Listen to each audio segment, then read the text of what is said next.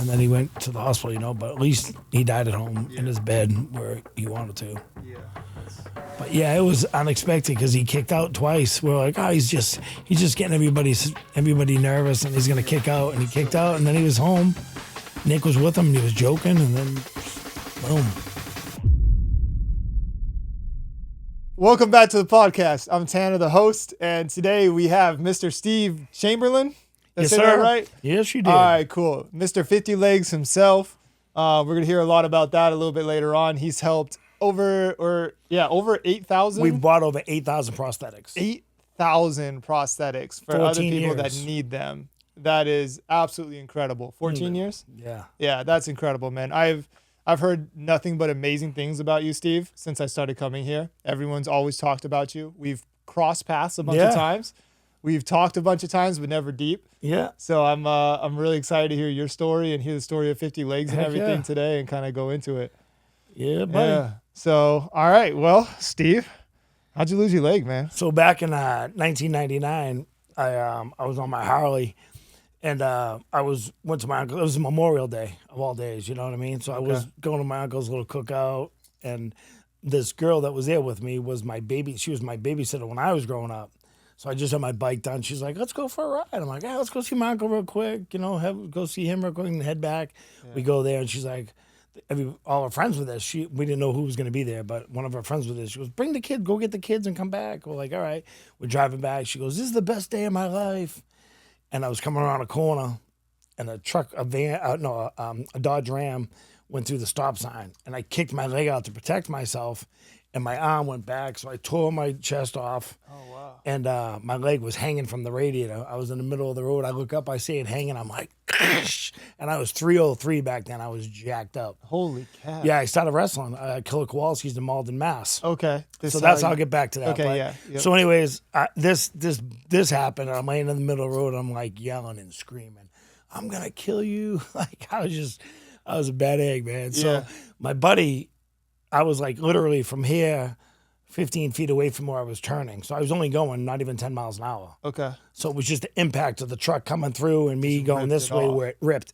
It broke perfect. Like the guy, the doctor, with the amputation was like, you couldn't have amputated it any better. It was perfect. All they had to do was clean around it. So it literally just cleaned off. Just clean, perfect. Like the guy said it was a perfect cut. Like holy cow. It was like they did it basically. Yeah. So they never had to do anything to the bone. Wow. It was just a perfect cut. However the hell that worked, thank you. Like, what are the odds of you hear that? all the horror stories, like keep your leg, they're going to operate. I'm like, man, I'm glad I didn't have an option. Yeah. Because I meet so many people in the hospital, and they're like, oh, well, I got to amputate my leg tomorrow. And I'm like, you're a better man than me. I don't think I can sit in this shit. Wait, hey, my leg's coming off tomorrow. You know what I mean? That's got to be like the biggest mind screw in the world. Yep. I'm glad it was ripped off. I'm glad, you know what I mean? Yeah. I'm glad. Just one and done kind of. It's just like no operations, no pain, no nothing. I mean, I have phantom pain still, but of not course. like, like these people's horror stories. The only thing that got to me is in the hospital was 3 times a day they did wet to dry because of the radiator fluid that got in my leg. Okay. So they put the gauze and shove it in the hole, and then they rip it off 3 times a day. Dude, I cried. Out. No matter how many, whatever the lauded or whatever the hell they had me on. Yeah. Wasn't enough. I cried 3 times a day, and then I was there for 3 weeks. They did that, and then like the last week, it really was getting me, like just emotionally. Like I'm sitting in this hospital and I get ADD, so how I am. Yeah, I'm like, I gotta get this. This shit ain't working for me sitting in this bed. Got to do something. I'm on my back and I'm just praying. I'm like, I said to the one lady that was coming in, she was a little black lady. She was the nicest lady in the world, and she'd come in and I go, man, please. Just not today. And I start crying. I'm like, please, not today. Please. I said, I can't do this no more. I just can't. I can't handle the pain. I start crying. She starts crying. I'm tearing up now. She starts crying. I'm like, I really can't do this no more. And she goes, shh. Okay. She leaves. And then the doctor comes in and says, you don't want to do this? I said, no, sir. He goes, well, let's just do this one. Because I had to be done. You know what I mean? Okay. And they waited too long because it was real dry, too dry. And the last one was the one that I was like they had to so the first time they did that, I went to hit the doctor. Okay. Like I leaned up and tried to hit the doctor. So after that, I said, you guys better, if this is how this is, hold me because I'm gonna hit you. Natural reaction. Yeah, because I'm gonna. You better You're hurting me. Have somebody come in I was like, this ain't gonna work for one of you guys. Oh my goodness. But anyways, yeah, that was the worst part of it. But makes sense. That's not fun. But you look at everything, bro. I thank God every morning I wake up for my amputation. There's not a day that I was doing bad things, hanging around bad people, just doing stupid shit my whole life. So like when I lost my leg, I'm like, you know what? This is for a reason. God doesn't just make you, boom, you're handicapped. Don't do nothing with it, Yep. So I was like, anyways, I got into wrestling. I found out about Steve Kern in Florida, so I moved down here in end of 2001, beginning of 2002. Okay. I trained for a year with 3 Steve. years of after being an amputee. Yeah. Okay. But I was training already at Killer Kowalski's in Malden, Mass. Oh, okay. It took me 7 months. Wow. Because I didn't have a leg for so long. Because I went to I didn't have no money or no insurance. Nobody would buy me. Nobody would help me get a leg. Okay. For like almost a year. And then the last place I went to, I'm walking down with crutches. I'm like, I guess this is me forever. So I'm crying like a baby again, man. I'm just going downstairs. I'm like, I don't know anybody with a fake leg. Nobody. Yeah. Nobody. Yep. And I'm going downstairs. The guy comes running down. He goes, hey, Steve. I'm like, what's up? And I'm crying. I'm like, what? Because I was mad. He said no to me. So I was like, what the you want? Yeah. I was, excuse my language, but I was like mad. I'm like, what do you just told me you can't help me because I don't have no money? Yeah. Like, this is some bullshit. I'm like, I'd be pissed off too. This don't make no sense. Yeah. You want to help? You sitting there advertising all this bull crap that you do and you won't help me because I have no money? Yeah. I'll pay you back, whatever.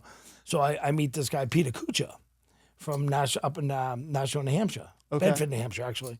So I'm literally 10 miles away from where he's at. Okay. And the guy says, hey, just come up there, take this Route 3, get off here. If you get lost, call us. So I get up there, I walk in the prosthetic company. This guy, everybody's waiting for me. He's like, hey, what's up, buddy? What do you want to do? I said, listen, I want to wrestle. All right, we got you. Come on back. Starts fit me, cast me, he was like Stan was, like thinks outside the box. Yeah.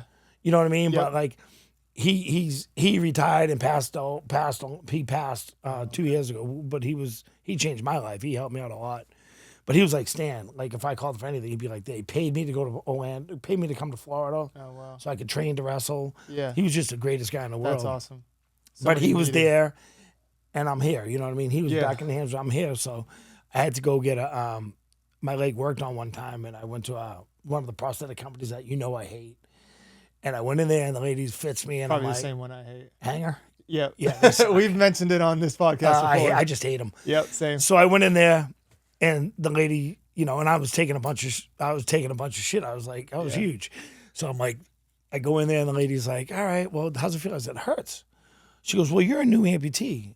You got to get used to some of the pain. I said, what the did you just say to me? Yeah. I got thrown out of the office in 15 minutes because I was screaming. I go, who the hell tells a patient you have to live with pain? My leg is the best you're going to do for me? Get used to the pain? Yep. I'm like, that sounds exactly it like just that. don't make no sense. Yeah. So here's how this all happened. And so I'll go back to the rest. I'm sorry. 2002, I get hired with WWE. Okay. So they call me, Johnny Laurinaitis calls me, hey, Steve, we're going to give you a 3-year deal. That's awesome. So I got a deal with one of the prosthetic companies that Peter knew that made the foot. Okay. Flex foot. It was that one with the spring on the side. Yeah. And I got a deal with them to get paid stupid money to wear their leg. Awesome. Stupid money. So I actually lost. didn't know that you had made it into WWE. Oh, yeah, I got thought hired you were with just WWE. affiliated Oh, with no, them. no, I got hired with WWE. I signed the That's contract. So I signed the contract, sent it in. Didn't even read it. 4 days later, they call me and tell me they hired the wrong one-legged guy. Oh my gosh. Yeah. No I way. went through that. See, losing my leg I'm cool. Training as hard as I did and doing all the shit I did to make it broke my heart and crushed me. Like WWE didn't give me no severance. No, they gave me a 3-year deal. They gave me $1. They didn't do shit for me. And then I went through depression, got a couple DUIs, just gave up, was turning into old Steve. And I didn't give a shit about, nothing. I didn't care about God. I didn't care about nothing. I just said, F it. This is me forever. I'm going to just go be a drunk jackass and get in fights and have fun. In your head, you think that's fun. You know what I mean? So ironically, there was a Jimmy Hart, Mouth of the South. Okay. And one of my buddies was Mikey Giordano, helped me start my charity. He actually paid for my 501c3 to get it pushed through. We hired a company that does it. Yeah. So we started 50 Legs, and I started reaching out to prosthetics, people with big companies. Like, I even reached out to Hanger before, and they were like, Well, yeah, they're $32,000 a piece. I'm like, how am I going to be able to help anybody with a leg? I'll be able to buy one leg a year, dude. Yeah. And you want full price? So, Not gonna anyways, do I went through. anything I for it. found 3-4 different people, and then this lady calls me, and Susan Gibbs, her daughter Zoe, their two cousins were on jet skis going around, and Zoe got hit, and she got her leg amputated. So she reached out to me, and she goes, "Hey, Steve, you still helping people?" I'm like, "Yes, ma'am." She's heard about 50 Legs because I was on Everyday Heroes and Tampa, whatever it was, you know. Yeah. So people got to see who I was, and I Spotlighting helped you that and girl. stuff. Yeah. So the cool thing was, she reached out to me, and she goes, "Well, I found a prosthetic company in Orlando. And do you want to come meet the guy?" I'm like, "Well, ask him first. I don't want to just show up. Hey, what's up, people?" Yeah. So I come here. Ironically, it's here. And I meet Stan, and I just tell Stan, he goes, well, what are you trying to do? I said, "Listen, bro, I just want to help people get legs." And I'm me, and Stan's Stan. Yeah. Even if you know Stan, he's the nicest. Don't drink, don't cuss. I walk in, "What's up, motherfuckers? Let's go grab a beer after this." You know what I mean? Yeah. And he was just Stan like, just works out. yeah, and dude, helps he's just people. a That's jacked it. up guy. And he's looking at my leg, and he's like, "You got the pin system, huh?" I said, "Yeah, I got the pin system." And I was getting mad. I'm like, "Bro, my leg's fine. I walk great. What the hell? Yeah. Who are you? Who are you to tell me?" But you're on a pin system. right, You right. don't even know. I didn't even know. I'm like, Yeah. "Who are you to tell me, bro? Like, Yeah. my leg's fine. Doesn't hurt." But I had a double wall pin system. Wasn't a pin system. Oh, okay. So the carbon fiber had the pin in it. Okay. And I had the carbon fiber, and then it went in a pin, so I could take my leg off when I was wrestling. That was the gimmick. Hit Gotcha. the pin, hit the guy, put the leg back on. Nobody knows I'm in pants. Okay. So that would have been the deal, right? So Okay. Stan goes, can I make you a leg?" I'm like, "Again, bro, I got no insurance. I don't give a shit." You know, Stan Yeah. gets me in a leg like in 2 days. Of course. And I'm going, "Who the frick is this? Yeah. Superman living again?" Yeah. And so man, I put the leg on and I walk on and I go, "Holy shit. I guess I'd never argue with a prosthetist again," especially Stan, Yeah. because he's so brilliant. Like, He is. I mean, It's like he knows everything. Like he's everything. an amputee almost. Yeah. Well, Yeah. he walks worse than us. I can't even tell you how many Not people. me, how but- many people have said, "Is your prosthetist missing his leg? What leg's he missing?" I'm like, "No, it's just football injuries all his life Yep. being in sports." Yeah, because he's always wearing pants. Yeah, You never know. You never really. know. Like, he's a Yep. freak. But so I sat there. I shook Stan's hand, and literally 14 years, 8,000 prosthetics later, That's crazy. and still And never everything has argued gone one through time. POA, right? I'm bro. I see what they do here. Yeah, of course. It's hard to. For me, I never want to let a kid down. You know what I mean? Like my whole life is for my kids. yeah. You know what I mean? I wake up in the morning wanting to do something better for my kids. That's why we started the travel team. That's why, you know what I mean? And that's why we want to get bigger and badder and just have the coolest kids in the world do whatever they want and pay Yeah. for it. So the families don't have to struggle. That's my goal. That's awesome. All these other guys, I'm like Jordan and even him. I mean, he stops these kids at 18. Yeah. I couldn't do that. I will never do that. I mean, there's no reason. I mean, there's a reason why they don't have insurance, and the reason why they can't get insurance. A lot of people can't afford it now with everything's so expensive. Yep. How can you afford, $2,000 a month for your family's Yeah. insurance? Yeah, just my a wife and my copay. child are like $1,200 a month. That's what I'm saying. But Crazy. yeah, and think Yeah. about it, bro. Yep. It's insane. Young family. So my thing is never to say no to anybody. That's awesome. Try not to. Yeah. Well, yeah, everyone needs them. Yeah. People are in bad positions no matter what place they are in their Oh, life. yeah. Like my like we used to do this thing. Like all the board and everybody used to see how much money people made. If they need help, can they help themselves? And I'm like, listen, they're reaching out for a reason. Yeah. Don't ask that shit no more. That's cool. I don't care if he's got $5 million. There's a reason why he's asking us to do this. Yeah. Somebody could have $10 million in the bank, but you don't know their back end. Yeah. You know what I mean? So I don't care what they got. Yeah. I just want to help them get I legs. respect that a lot. Yeah, that's cool. You know what I mean? So that's the thing. And we've got people. Help without stipulations. Yeah. Well, why? I mean, what are you gonna do? Oh, well, if you do this, if you go on my video, you can stay on my team. Like, I don't ask. Like, we ask them if they want to, Yeah. but there's nobody that has to. Yeah, everyone wants to because Yeah, of but most what of them 50 do, 'cause legs what we've is and done what for you do them. for them. 100%. Exactly. Yeah. So anyway, Zoe Gibbs is one of my favorites, obviously, because I've seen her grow. When she was 14, she was on the volleyball team, and they used to have all these. At the games, they'd raise money for me, so I'd go to that. And just, That's cool. It was, it's funny where it goes. Like now, I got saved 15 years ago. Okay. and that being said, my charity's 14 years old. So I got saved because I was like, one of my buddies took me to this church, Indian Rocks Baptist, where Hulk Hogan was going. We got him to go there finally after 2 years to tell him how great it was. Awesome. So we go in there and I go with my buddy and I'm like, I leave and I look at him. I go, bro, what the? Did you tell this dude I was coming?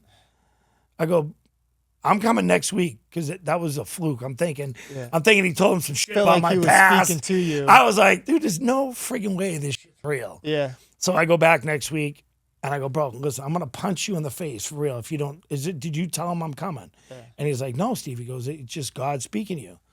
I was like, I'm gonna tear up. Yeah. So I got saved, thank God. Again, I grew up Catholic, and then I found this Indian Rocks Baptist church, which saved my life. Because, awesome. The Bible is so important. It should be important to everybody in the world, but, he explains it. I learned more in the first year of a Baptist church going to Indian Rocks than I did at a Catholic school growing up doing my catechism and doing my CCD and all this craziness. Yeah. I grew up, I learned the Bible. Like I know, you know what I mean? You know better now, Yeah, I feel like it's a Baptist thing. Yeah. That's how I grew up, Southern Baptist. We didn't. We grew up, Irish Catholic, you know what I mean? Yeah, very different. We were drinking beers and fighting at 6. Yeah. You know what I mean? So when that's how the charity started. And then, you know how they go, bro. It's either hit or miss. There's been times that like I'd call Stan first year, 2 years into it. I'm like, Stan, I can't do this. And Stan's got the strongest faith in the world. He's like, Steve, he goes, God's got you. Yep. He goes, God's got you, man. Don't you worry. God's got you. Like, I'm like, bro, I know, but why's it got to cause me so much pressure? Like, if you're going to do it, man, please. Yeah, he never said it would be easy. Yeah, that's what he said. Yeah. So, like, even now when I go to church and they talk about how God doesn't use the rich and famous, they use the people like us, the hard workers, the broken. Like, I've been broken for my whole life, you know what I mean? Absolutely. Confused, broken, just, not, like there's still days, like, you just, I stay so focused and I work 7 days a week, so I'm always working. I see that on Facebook all the time. Always. Yeah. So, like, with the charity takes up all my other time, so I have no time to really take care of myself. Like, you know what I mean? Like, I don't take vacations ever. Yeah. I don't like, I'm going to go to the beach today. You know what I mean? I don't do that. I don't do anything for me. But now I got a bunch of good things going on. I've met some good people with a lot of money that love what I do. So we're actually starting a foundation. That's awesome. It's called the Steve Chamberland Limitless Foundation. So it's the reason why we named it Limitless. Limitless with a limb? Limitless, yeah. We're Unlimited is the podcast name. Oh, really? Yeah. Yeah. No, I think we're just Limitless. It's not lim. We didn't do it that way. Okay. I thought you did the play of words too. I wanted to, but there was too many people that had stuff connected. Oh, yeah, okay. So my thing was just Limitless, meaning... That's still, Limitless, like... Really good. Your life is limitless, what you can do. Yeah, because everyone puts limits on us when we're amputees, what we can and can't do. So now it's Limitless. I love it. I want to be able to... like, our thing's going to be, with the foundation, we can help other charities also. Yeah. We can raise... these guys are predicting $10 million a year. Holy cow. You know what I mean? That's an insane amount of money. That's just like what these guys are predicting. They said that could be a slow year. That's nuts. He said, but what you've done in 14 years, he goes, you've never given up. And to hear that, it means a lot because, bro, it's tough. Yeah, I could imagine. It's tough to raise money. And then, like, I'm a firm, like, I don't, like, with my charity, all the cool people I have involved in my charity, like, I got, there's so many good people, Carmen, one of the Boston, you met Celeste, right? Yeah, absolutely. So her sister, Carmen, okay, she's a board member. She does all my Boston stuff. Awesome. My board, you know what I mean? Yeah. Samantha Eddington, obviously, she's a huge, with Katie, and she's a huge, she helps the charity out tremendously.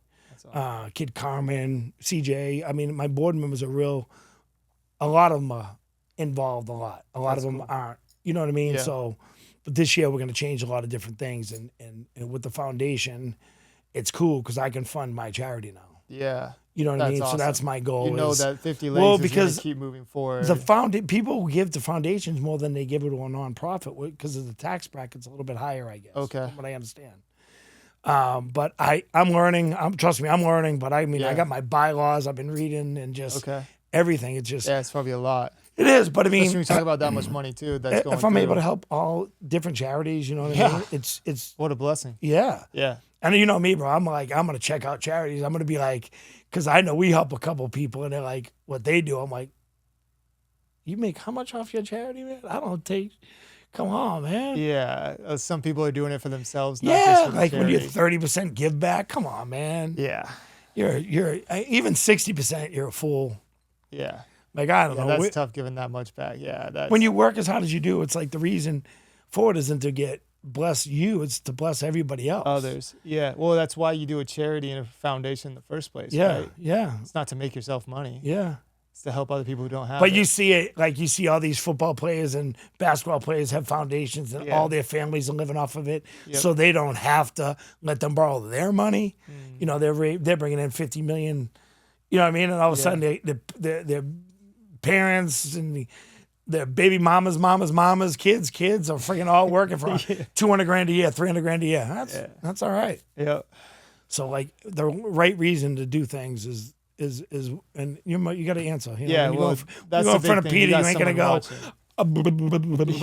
You know what I mean? Yep. What did you do for the world? Well, this is what I did. Yep. Yeah, that's get a higher power that holds you to what you're doing. Exactly. And that's watching you every day. Every day. Yep. Doesn't matter what other people think. No. Matters what they're watching. I believe that. I mean, that's why I believe in that. I believe in you got to have faith. You got to have good faith, not fake faith, not. You know, I know I'm going to get yelled at when I go up there by cussing like a truck driver. And yeah, me too. All the shit I've done my whole life. But we've all made mistakes. We're all sinners. But when you turn it around. Yeah. When you turn it around and you know, like Stan lives like a real life, like a righteous man that does just good. Yep, in front of people and away from people. Yeah, he's not fake. He ain't gonna be, he ain't gonna be like this. I mean, it's like you mentioned something that you don't think he has any clue he knows about, and then he talks about it for 45 minutes. Yeah. And knows everything about everything. Yeah, or he'll challenge Alex. We'll be talking about stem cells. And I'm very specific. We're trying to do the exosomes in the back. We've been trying to get a surgeon for almost 2 years now to do it in my spinal cord. It's been a big problem. But as we're talking about it, we still can't find a surgeon. I still want to get the exosomes where my spinal cord injury is, right? I don't want them through IV. No. It should be directly where the injury is because I have so much other injuries in my body. Yeah. And so Stan and Alex go back and forth and argue nonstop because Stan will be like, well, there's evidence and research that shows that even if you go through IV, it makes it past the blood-brain barrier, which would go through your spinal cord. Alex comes back and goes, well, yeah, but there's so much damage in Tanner's body that the stem cells will find all that damage before they make it to the spinal cord. And then they'll go back and forth and argue about that in front of me for 25 minutes. And I understand 5 things that they say. And you're sitting there going, hey, guys, I'm still in the room here. I know. Like, why don't you have this conversation when I'm not here? Yeah, I'm just confused sitting there listening as a standby. Yeah, whatever. But they're so your smart and situation's engaged. ridiculous. So, like, you were told you'll never walk, right? Yeah, for a very long time. I spent 7 years about in a wheelchair. I would walk for very short distances, and it was sketchy, obviously. Do you ever use your wheelchair now? Yeah. Every morning and night, I'm still in the wheelchair. If it's like a really long walk or a really long thing, I'm still in the wheelchair. So, because a lot of people like, I walk pretty good now. You saw me walking. Bro, I remember years ago when you first came through the door, and I was like, this kid's amazing, man. Like, man. Stan was like, yeah, he's not supposed to walk. I'm like, yeah. What? And then you're over there lifting and doing all the shit. Yeah. I was like, this dude's a freaking badass, man. Thanks, man. I was like, I like appreciate that. it. I love that. It's been small improvements throughout the years because of the Yeah. paralysis. Like things don't happen quickly, but it's been like I feel like the thing is for me, right? Like I struggle even showing. Like I haven't posted on my YouTube for a long time because I struggle showing people how I walk now. Yeah. Because I did the stem cells and now I say like I have so much more mobility. I walk so much more. I walk throughout the days, this and that. But then if I look at myself walking now, even with the brace, compared to my short distance walking before, well, the walk still looks very similar because of the paralysis, right? Like I don't have the proper gait. Yeah. It's messed up. It's not a good walk. Yeah. But I walk and It's a pimp stand walk, for bro. like 7. That's your pimp walk, bro. Yeah, I want to buy you a long jacket. It's a like, crip walk. Big hat. What's up, bro? I call it the crip walk. Yeah, but we'll get the you cripple walk. We'll get you in some red. Yeah. Doggy No, I Dogg. can't do red. All orange and blue. Sorry, bro. Yeah. But yeah. That's right. Yeah. But yeah, no, it's been slow progression, but at the same time, like the amount that I've progressed thanks to Alex and ridiculous. Stan is freaking crazy. For dude. sure. It's crazy. When they gave me this thing, changed my life. Bro, Absolutely changed my life. I put that thing on both legs. Yeah. That all people, Stan should go to Amazon. Yeah. For real. Yeah. Go to Amazon, UPS, and show them. I agree. Put those on able-bodied people. They'll walk so much faster with no energy. Well, imagine the people that are just working all day long on their legs and Yep. picking heavy things up Oh and stuff my God, too. Like bro. how much better their gait and their body would be in long term. These things, I mean, they're lifesavers. Hulk Hogan's financial advisor, Terry McCoy, one of my best friends. He had a stroke, couldn't walk for, and his son plays pro golf. He played for Georgia. He couldn't walk at all, bro.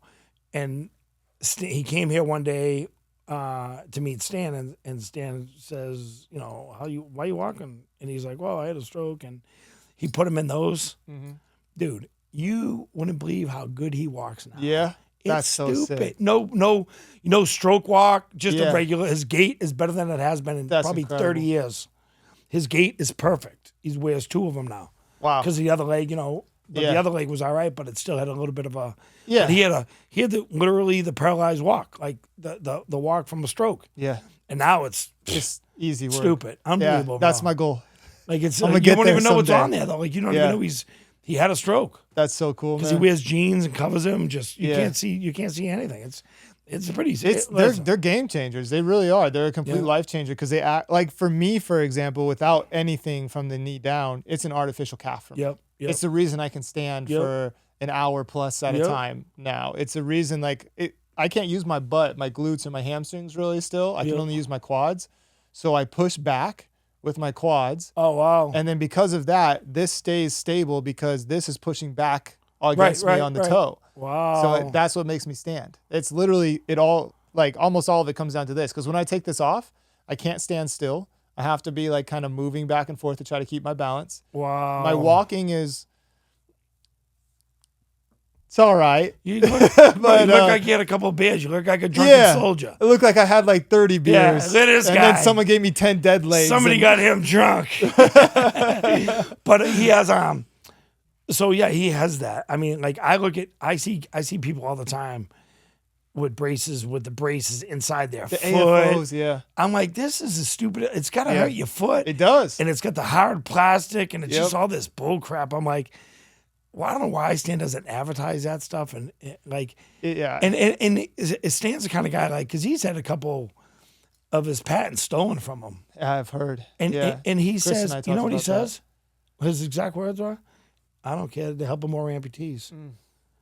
He goes, I Of said, course it Stan, is. are you going to sue him? He goes, absolutely not. He goes, why would I sue him? I got plenty of money. Sounds like Stan. And he goes, I got plenty of money, and if it's helping amputees, that's what I built it for. Anyways. Yeah, that's all he cares about. He just wants to help people. You show me any company, bro. No, there's no one. I'll tell you. We bring a lot of money to POA through all the years. Yeah, I think you've actually funded one of my legs. Yeah, we do our best for everybody. Anybody that needs anything, I say yes. Stan calls me, I say yes. I don't say no to Stan. Stephanie gets mad at us because me and Stan are two of the biggest jerks in the world together. We'll be like, what's he need? How much is that? 20 grand? Charity's got it. Don't worry about it. So like we used to at the first couple of years, we'd be like, like in debt to Stan. Yeah. And I'd be like, Stan, I go, I don't know if I can do this, bro. I'm already in debt to you for 25, 30 grand now, and I don't have nothing. I got a couple events coming up, and I swear to God, bro, every time Stan be like, God's got you. 2 weeks later, we got a check for 100 grand. Holy cow. It's just a God thing. but that's how it's been. Yeah, it's just a God thing. It's like people like, man, you talk about God. I'm like, yeah, who do you think's doing this? Yeah. St. Steve Chamberlain. Yeah. I just my name on it. You Yeah, know what I you're mean? It just a should say vessel. God/Steve Chamberlain's funds. Yeah. You know what I mean? 50 legs, because without faith and without I always tell people, when I'm a passenger. I'm a passenger Yeah, for just this a vessel for this him. badass ride, man, and it's a badass ride.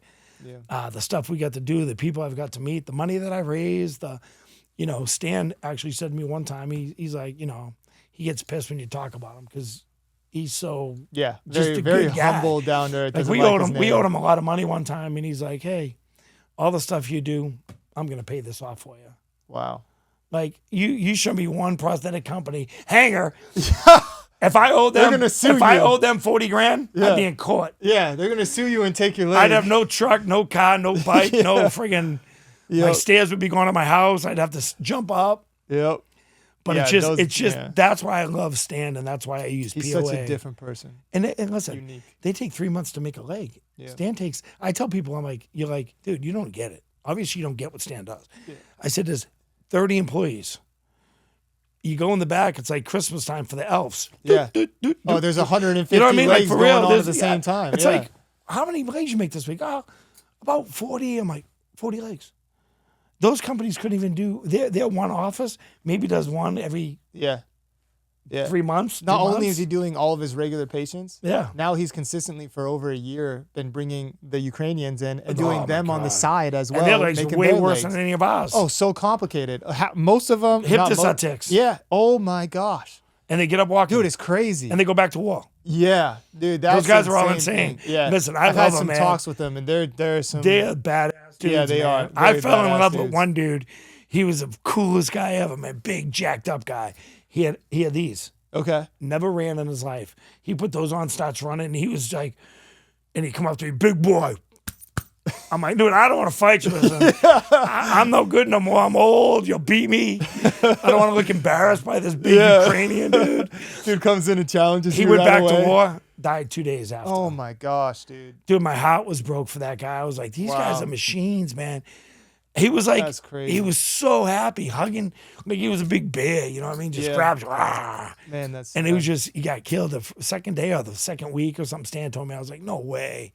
I go, that guy was the best, man. He was awesome. That's so sad what's happening over there. Oh, We did crazy. a podcast with a couple of the guys out from over there, and they told us stories of everything and how the majority of these guys are losing their legs because drones. oh yeah. And, like this guy, the main guy who came on that I talked to,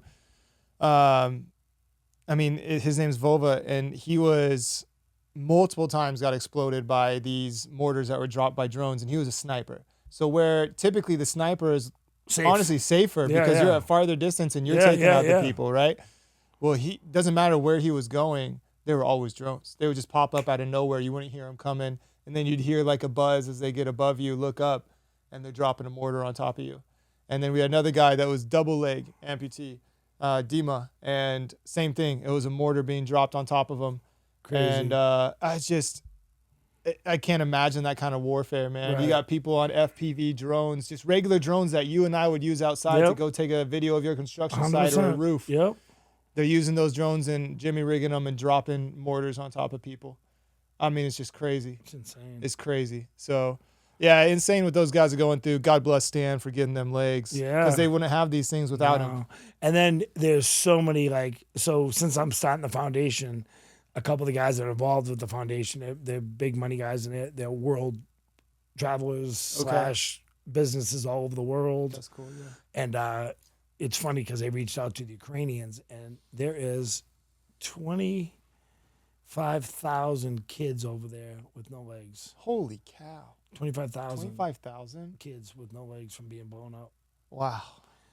They don't have the capacity to help a quarter of that. So that's why the foundation, I would bring people from America probably and do like a, hire a bunch of guys, go over there, like Stan's people, like good people that Stan would qualify to show them what we got to do to make them That's awesome. the best we can to travel over there and do it. That's We're awesome. trying to do a bunch of things like that. Much respect. Because I'm all about America, Yeah. but the people that don't deserve to get blown up, getting blown up for living it, like it's like the Boston survivors that I've helped. Yeah. Like They Celeste. didn't sign up for war. Yep. And they got blown up in our country. You know what I mean? Yeah, exactly. So like if we can help a couple people at least, No, it's huge. And they're such good people. And Christianity is a big thing over Yeah, there. Most of these guys have faith. My wife was born in Ukraine. Yeah. Her whole family's from Ukraine. Almost all of my friends that I grew up with were from Russia or Ukraine. And so like you see all this stuff happening and it's just they don't deserve it. Yeah. Yeah. They don't deserve it at all. Yeah. It's a shame. Trump's But- gonna stop it though. Yeah, Put the fist down. the first day in office, he said, though, what's going on?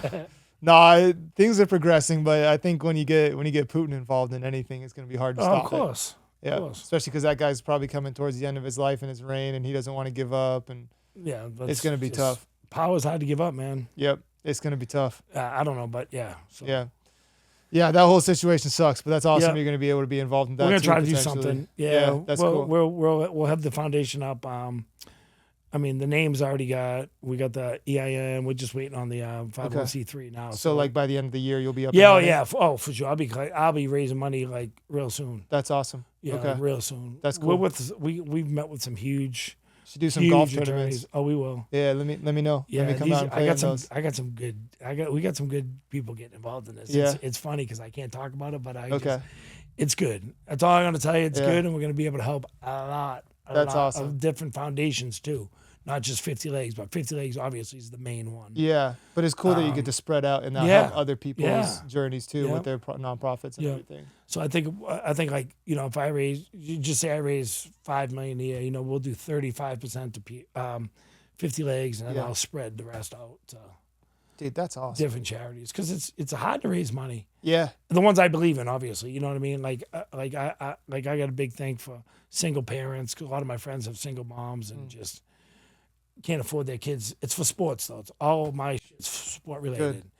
Like if a kid wants a trainer, if a kid wants a bat, gloves, cleats, whatever it is, it's gonna be that kind of thing. Not just here's $100,000 for the family. You know what I mean? It's gonna be sport. Because even my travel team that we have for the amputees, we got 10, 15 different kids. I want to get them all to come because every amputee should do this at least once. Yeah. Do the junior nationals. That's cool. It's very cool to see, all these kids are like them. Yeah. One of my kids said to me, she goes, Uncle Steve, I said, what? She goes, thank you. I said, thanks for what? She goes, this is the first time nobody's staring at me. Dude, I cried and broke my heart to the fullest. Like, it was like, and you go there and you go, I get it. I understand that. So after she said that 2 years ago, I was like, we're growing this thing. Yeah. I want to get every kid to go. That's amazing. So they go to 2 to 3 different things a year. But I pay for their flights, hotels, food, travel, everything. That's so cool. Just so the family can enjoy it. Yeah. And talk about a break mentally to be able to be around people like yourself. Nobody's and that never happens for but kids. But there's people out there like you, like way worse than you. Yeah. Like there's a girl that does it every year, paralyzed. She sits on this thing, like her arms are in this. She's on a harness though, so it's holding her up. Yeah. Her feet are just barely touching, and her legs going everywhere, but she does a whole lap. That's sick. It'll make your heart. I mean, it takes forever. Yeah. I mean, that's but you just watch her and you're going, holy shit.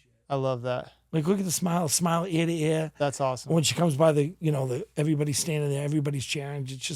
It's cool, dude. See blind people run. It's like, it humbles you. Yeah. It really does. It humbles you to absolutely. Seeing what other people my legs, man, look at these poor kids. You know? It's like, damn. Yep. So I want to help. I've met a couple of kids there that we help now. Yeah. Just because the families couldn't afford it. And their team, they're on teams, but the teams don't pay them. Okay. Like, don't pay for travel. They give them like $500 or something like that. Yeah, but doesn't cover the expenses. Doesn't even cover food. Think about it. You're gone for 3 days. Yep. It's not cheap, especially if you're running a family. Hotel, lunch, food, breakfast. My buddy, you ever see the movie The Fighter? Yeah. Mickey's one of my great friends, and he raises money for the kids every year for that. That's cool. Yeah, the Mickey Ward Foundation. I'd help him in a second because I know where the money goes. He does great stuff back where I'm from in Lowell, Tingsboro, Drake area. So he does a lot of cool stuff. So you guys are doing a lot of stuff. I try to, man. I want to help a lot of people. I feel you. That's my ultimate goal as I get older, more and more, is trying to get into similar things because sports was everything for me growing up, and that's all we had. It. And like for me right now, right, especially with a daughter and everything, it doesn't make sense for me to try to spend the money and pursue to try to get these fancy wheelchairs and stuff to be able to try to make the Paralympics for something in wheelchair sport. It's hard for me to do all this stuff to get the different equipment. And so if it's hard for me to do that, I know that it's hard for everyone else too. Yep. So I mean, it's a big goal of mine someday down the road is be able to help other people too. So hearing what you're doing it's so cool to hear. Same with, Jordan helps a lot of people too, but Jordan does a lot of stuff. Yeah. I mean, you're obviously on a little bit of a different level, and he helps. I helped 300 people last year. Yeah. They're minimized what they do because their funds are forever. Okay. Meaning, so like if they take 2 new kids this year, they help them until they're 18. So and if they're a business, I'm a jack. He's smart. I'm not. So like if somebody gives me $1 million, I'll spend that $1 million in 6 months to help kids get legs. Yeah. And then that's another burden. We have to raise all that more money every year because kids come twice a year. Yeah. So in your head, you're like, you think you're doing the right thing, but you're actually putting the charity in real debt. because I got to keep raising all this money. Yeah, he's got to keep coming in. So the good thing is we figured out the formula for it now, and we've been very fortunate, and it works. Awesome. You know, I mean, with the little money we raised, I mean, I do about 1.3 to 5 a year. Last year we helped 300 people last year, but now with the foundation and my charity, we'll be able to raise. You know, my goal is $4 or $5 million a year. That's crazy. Just for my charity. That's gonna help a lot of people. Dude, we won't say no. Yeah. I mean, we have a waiting list. We have to shut off the application for assistance. Holy cow. Because we were getting applications for 70-year-old people. I'm a diabetic. I got 1 foot. I got 6 toes missing on. You know what I mean? I'm missing 6 toes, and some's got to be. And then I've had people call me and say, "Hey, I don't want a leg right now, but I want to just make sure I can get one in like a month after I get disability." Do not call me with that bullshit because you ain't getting a leg from me. Yeah. That would be one of my questions is do you classify amputees at all for like who you're helping? Like, because for example, I do. I think there's a big difference, right? 100%. Yeah, someone who doesn't take care of their body, 100%, and then they get told that you have to lose weight or you're going to lose your leg, you have to change your diet or you're going to lose your leg, and you still lose it. Yeah. And then you get in a wheelchair. Not enough for me. All right, cool. I respect that. No disrespect to all you fat guys and fat women out there, but yeah, I mean, I'm just kidding. But I mean, it sucks. Don't get me wrong, saying. But you have a choice. So your daughter, yeah, God bless, nothing ever happens to her. Amen. She's missing her leg. This fat guy's on the phone calling me. Hey, I'm a diabetic. I'm gonna lose both. I'm losing fingers now, but I lost my leg. I need a leg. Yeah. I'm gonna take away from your daughter. Yeah. That's the way I look at it. Good. I know it's probably the wrong. No, I think that's the right. And I feel like I get judged a lot because I say it openly, but I mean it's my charity. Yeah, and you only have so much. If you want to have a charity and you want to buy people eggs, start your own charity, and then you tell me who you spend your money the way you want to. I don't think. I mean, I'm like my kids mean everything to me, bro. You see, I'm what my kids have. Yeah. I love them more than anything in the world, dude. I don't have any kids. Like my own kids, but I mean, I literally. Yeah, you treat them like your kids. 100%, bro. 100%. I got kids that call me. I got kids that call me. They got my credit card number. Seriously. Holy cow. Yeah, they got my credit card number. She's like, Katie Ennington, little Katie, the runner. Yeah. She'll call me. Hey, bruh. I'm like, what's up? She goes, can I order what is it called? The food thing, whatever the hell. I don't even know. I don't have it. I pay for it. It comes out of my. I see it on my thing. And then she'll call. She's like, hey, we're in school, bruh. There's 2 of my girls. Do you mind buying them a coffee and a sandwich? I'm like, no. I'll get the thing. Like I don't order that shit. I'll see it on my credit. Yeah, that's funny. That's cool though. Now I'm getting a thing. Do you want a credit card? I'm like, no, I don't want a credit card. Have Katie fill it out the little shit. Yeah. But yeah, she's funny, and then, like I take all the kids and buy them sneakers. That's my gig when I come out. When I go home. Yeah, I spend a lot of money on these kids, a lot. Yeah, but I love it. Yeah. No, you can tell the joy in your face. Yeah, and dude, you can't beat it. When you come here and you're around them and everything too. And not only you, but the people around you. Yeah. Like that's what drew me to you the first time and had me ask Stan, who is this guy? Because there were always people around you, people coming up to you. You guys were always having these big conversations and you were this big open guy talking to everyone like, all right, who is this guy? Yeah, yeah. Oh, that's Steve from 50 Legs. Yeah. I love it, dude. I love it. I do. I really do. You can tell. There's nothing. You know, my friends all say, do you get sick of doing this? I'm like, get sick of watching a kid take their first steps ever? Like ever? I get all the coolest videos in the world, bro. I get kids that their parents send me stuff. Like last night I got something from Gabby. This little girl, you know, I'm sure you've seen it. Beautiful girl, beautiful as eyes. Gabby. Oh, I love her to death. So I went to the Junior Nationals and I had another event I had to leave. Mm-hmm. So I stayed there I was there Thursday. My kids one of them did something on Friday, and then Saturday, Sunday, Monday was running events. Okay. All the track and field events, right? Cool. So I had to stay Tuesday. Nobody was there, just me, waiting for this girl, Gabby, because I promised I'd watch her swim. Okay. I had to leave at 5 o'clock on Wednesday. So I stayed there 2 extra days for this kid, right? And then all of a sudden, their swim meet's at 5. My flight's at 4:30. Oh. So I had to tell her I couldn't go. Yeah. So the mother's like, well, she just wants to see you. I'm like, all right, let's meet at the mall. So I took her shopping, spent like $500 on her. She was happy. I got away with it. Took her to lunch. Uncle Steve's cool now. We're all right. You got new sneakers. You missed it. You got new sneakers, this big fluffy thing, whatever the hell you call those things now. And I was cool as hell. That's cool. gave her a hug and a kiss and said, "Bye, guys. Yeah. Good luck. Yeah, see you next year." No, I'm just kidding. But I love That's my awesome. kids, bro. I love them. I do. I just, it's an addiction for me. I don't do drugs, so my addiction is helping kids. Helping people. Yeah. Yeah, I help a lot of people, bro. I mean, one of the kids one of the ladies that we get legs for has cancer, and her cancer's back. She lost her leg to cancer when she was really young, bone cancer, and this cancer's back. And she called me, Uncle Steve, I can't afford to do this, and this. So I said, start a GoFundMe, and I'm gonna help you raise money. So we raised $3,000 for her. That's awesome. She only needed 25 or something, but so. You got to help her out with it. That's yeah, it's just what you got to do, man. It's Yeah. easy to. You just got to be good. Yeah. It's easy. Yeah. Being That's good's awesome. easy. Being an asshole takes a lot of work. I was an asshole growing up, kid. I can tell you what. Yeah. You look at me, I'll poke your eyes out. Yeah, it's funny how sometimes the accident and becoming an amputee changes your life for the 100%. better and your mind. Mind is So what changed mine. yeah, Like, I wasn't. Yeah, I mean, I wasn't going down probably the best. Were path you in a either, bad so- place when you first, like, were you like all, like everybody, like just. Like after the accident? Yeah. I think for me it was a little bit different because it wasn't just the amputee, You were the paralyzed, amputation. that's Yeah, and I spent the majority of the year in the hospital and spent a lot of time in the ICU and stuff. Like for the first 4 or 5 months, I didn't see outside. I was stuck in a hospital bed. It took like 15 people to move me from the hospital bed to the next bed to go for surgery or for imaging. Cause like Just because of the paralyzation? no, my whole body was broken. So like I got folded in half in the accident.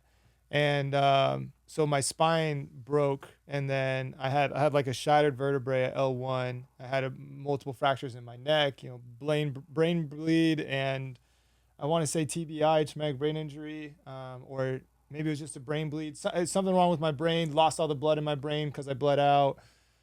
Tore my bone out of the leg, which is why I ended up being the amputation, because it tore my arteries down there, and that's how I bled out. This knee was up here, so I had an X-fix. You can see the scars. Oh my God. So it held my legs together completely straight on both sides for months. And just like, yeah, it was whole body. So the whole body pain basically made it where I had to lay completely flat for about 3 or 4 months. And then at like the 4-month mark, they allowed me with the support of the bed to move me up to 30-degree angle so that I could at least see the TV and stuff. And that's when I could start getting, like, my family could hug me and stuff after like 5 months or so. So for the first part, I mean, it was tough because it was just like, I kept a smile on my face for the people around me and tried to just survive. Just pretend everything's okay. Yeah, I mean, everything in my head during that time was just over and over again, God, just take me. God, just take me. God, just take me. And I was passing out multiple times a day. They said I was stopping breathing from pain alone when I was on state maximum for Dilaudid and all other painkillers. They almost OD'd me multiple times because they kept giving me painkillers because I kept passing out from the pain because I was getting spasms in my back. But then when my back would spasm, I have 2 rods that go through my entire lumbar and a prosthetic vertebrae at L1. So it would spasm around those rods, and I would just be in so much pain and this out. And it would just happen over and over and over again while taking all these IV pain medicines and the oral pain medicines every 2 hours. Just absolute state maximum for that long. And so going through that like day after day was just keep a smile on my face and pray to God to either take me or make something change. Yeah. And then I think I got in a bad place when I left the hospital. I went to my parents' house first, and I stayed there for a couple months or a few months. And I was in a really bad place because obviously my parents, my dad especially, who's pushed me my whole life, wants me to do as much as I can, but it hurts so bad I can't do these things. Right. And then I can't go out and do anything. I had a friend, my buddy Lafa, shout out Lafa, and a few other guys, but mainly Lafa, would come out and he would get my wheelchair, put it in the back of his Honda S2000, the 2-door sports car. Yeah. He'd put this wheelchair in the back, strap it down with a bungee because the trunk wouldn't close. Help me transfer into this 2-door convertible with the wooden plank that I had to slide over because I'm paralyzed. Right? The transfer boards. And he would take me out and I would sit in the car pretty much while we kicked it at different job sites for construction that people were working at, or we'd go different places and he'd help me get out into the wheelchair. That's awesome. And that's that started getting me feeling better. But then every time I came home, I was in this house that I grew up in, that I was like the most athletic kid you can imagine, right? Like I was jumping down 15 different stairs every single time I went downstairs and landing perfectly and then jumping down the next 10. You know, I could do anything that I wanted. That screwed your brain up. Yeah. Sure. And so now I'm sitting in this house that I have to use an elevator to get up that my dad built for me because I can't go up the stairs. To get to the car, you know, at the base, it was such a big process and hassle. Like, it was insane, and it was so scary to do it because I thought I was going to fall and get hurt because I was so fragile. And so going through all that, being in the house that I grew up in as a super athletic kid, I mean, it messed me up. Yeah. So, but then your I mind made plays tricks on you like the whole damn time too. the whole time. But then I made probably a bigger mistake, which is I moved out and lived by myself for a few months. Yeah, that wasn't too bad. More than a few months, actually. Yeah, And that probably wasn't the smartest thing to do. nah, bro. I had guns in the house with me. I had pills of Dilaudid when I had cold turkeyed all my pain medication. And when I cold turkeyed my pain medication, I had 2 like minor heart attacks because of the withdrawals. Because I was on, like, you got to imagine, I know. Dilaudid IV plus yeah. Dilaudid oral every 2 hours, plus morphine IV and morphine oral. I was on Percocet, Oxycontin, everything, literally every painkiller that's opioid based that you can imagine, I was taking for like a year. So when they told me about, like, I remember the conversation with the pain doctor. I said, if you were to take one of these Dilaudid pills, like, would that mess you up? And this guy was like your size, right? He's like 6'4" and big boy, pain doctor. He laughed it off and goes, if I took one of those, I'd be in the hospital for an overdose. I was like, you telling me I'm taking 2 of these plus I'm in IV and I weigh 100 pounds at 6'3" right now? Like, that can't be good for me. And so eventually I was just like, all right, I'm done. And I cold turkeyed them against their advice. And that's when the heart problems happened. And when that happened, it showed my eyes even more like I can't take this pain medication. So then I hadn't taken Dilaudid for months, right? I'm not sleeping. I'm barely eating. My pain is so severe. I can't get out of bed or get into bed by myself. People have to help me. If people aren't coming over to my house to kick it with me, I'm just staying in bed at that point because I can't get out. So now, guess what the constant thought is? Well, I just want to take a Dilaudid. Yep. All I want to do is take a Dilaudid and be comfortable. Trick on you, man. Yep. And so that's where things got dark. And then I got married, and my wife definitely saved my life in a lot of different ways, and my friends saved my life in a lot of different ways, and I stayed away from it. You know, you did quit cold turkey though. Yeah, I ended up. It's a sore subject for me to talk about for a long time. Now I'm more open about it, but I started using marijuana, started using THC for sleep. I know the way I was raised, it was like something that was very taboo, you know? Same but me. Yeah, my dad was a cop. So. My uncle's 78 years old, and he just started taking gummies to sleep. Dude, it's the only thing that helps me sleep. And he's like, calls me, I go, hey, where's your connection? I call my buddy in Mass. I'm like, go get your license, Uncle Paul. It's a medical license. He goes, medical, it's legal in Massachusetts now. He goes, I get a license for marijuana? I'm like, what the fuck? So now my uncle's... It's not the 70s anymore. My Uncle Paul's got 78 years old, got a license for weed. Oh, my gosh. Yeah, it's a lifesaver, though, because honestly, those pills, like, if I were to take those pills, I can't drive. I can't live my life, right? But you're talking to me. Trust me, I'll tell you after. I was... Been down that road? Oh, yeah. Yeah. I lost... my brother was heavy on those just because it was when everything was going on. And my sister, you know, I don't even talk to them anymore. I talk to my brother. My brother's doing great, but he went through that dark side. Lost probably 6-7 of his friends died, OD'd from pain pills. You know, those guys were snorting them and doing everything to get out of bed. You know, it was crazy. Yep. So like when I was in the hospital, when I came out of the hospital, I stayed at my sister's, and I had a big bottle of pain pills. You know, they gave you a stack of them back then when I was in there. Yeah. That was, 26 years ago. So, like, they give you 200 in a bottle, you know? Yeah. My nephew he was playing in my room, and I guess he knocked my pills over, and I was miserable in pain, passed out. And he knocked them all over. My sister comes and she goes, Steven, look at Cody's picking up the pain pills. I'm like, what? She looks at me, I go, throw them out. I stopped right then. Really? Yeah. And that's how you... Second day out of the hospital. Second day out of the hospital. That's awesome. And I was miserable. Yeah. That's the part. That was the pain was so miserable. I still had you got to remember, like, I had an infection on my leg too. So like mine took forever to heal. And then when it healed, when I first got my prosthetic, that prosthetic company, the guy was like, gets me fitted and puts me in the bars. And I'm like, I ain't walking these bars. Yeah. Ain't no way. I'm 6'3", 295. My big ass ain't handicapped. I ain't walking in those things. I promise you. I turn around, walk outside the bars. He goes, "Oh boy," he goes, "We're gonna have problems with this one." I said, "Don't you worry." That means gives you don't have me my problems. check socket, gives me all this crap. I'm out. I went golfing 18 holes. No way. Oh yeah, ended up in the hospital infection because I'm an asshole. Oh man, you're my kind of guy. But I bro. tell people all the time. I said, I'm a great preacher of what people should do. And then they ask me, "Did you do this?" I'm like, I tell them the truth. I don't lie. I can't lie to my people. You know what I mean? I'm like, no. Yeah. I went golfing and my leg got infected. Yeah. And it was sore and it held me back up for another 2 months. But I mean, other than that, yeah, I was good. Yeah. Because I still had the pick line in me and everything Oh, when okay. I left. Holy cow. Yeah, I was Still and just then, went straight up. Yeah, and then I went out drinking one night. My pick line fell out. I made it be on nothing, bro. Let me be.